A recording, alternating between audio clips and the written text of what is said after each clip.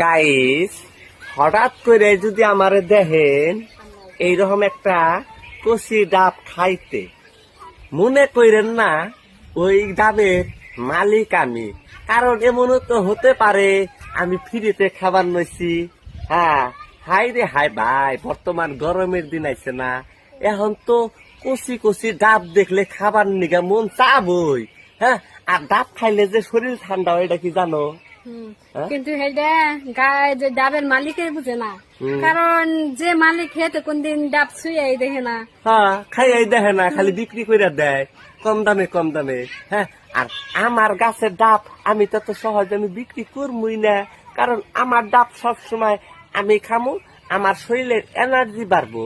আর দেখ হচ্ছে না মালিক না ছাই, হ্যাঁ, কচি কচি ডাব, সেই ডাব গুলা বিক্রি করে দেয়। হ্যাঁ, যাই হোক, একটা কথা মনে রাখবেন, বুঝছেন, গাছ বুনছেন কষ্ট করে, ওই গাছে ফল দিব, মানে ডাব দিব, ওই ডাব খাবেন পাইরা ফেরা, বিক্রিও করবেন, দুই একটা নিজেও খান, বুঝছেন।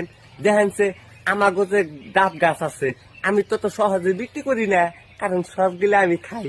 সেই জন্য তো আমার দিন দিন চেহারা ভালো বানিয়েছে, বুঝছা। কালকে আমি উনতে বানিয়েছি না, ওই রাস্তায় ছোট ছোট পোলা বানাচ্ছে না, আলম ভাই, এই যে তোমার শরীরের চেহারা তো ভালো হইতেছে গো।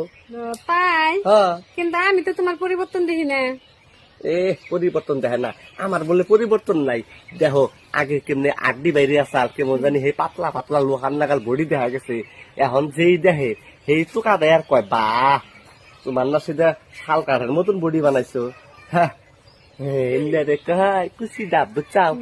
ও তোমার ঘরে শুনো শুনো ভাই, এই যে ডাব, ডাব খাইবা, শরীরের তাগত শক্তি চেহারা মানে সব ভালো হবো। আর বুঝছাও, ডাব যদি পারো বাইতে বেশি করে খাইও, গেলাসে নিবা আর চুমুক পেরে পেরে খাবা, নাকি? গরমের সিজনের অগ্রিম ডাবের দাওয়াত। দাওয়াত রইলো। Bye bye. Bye bye.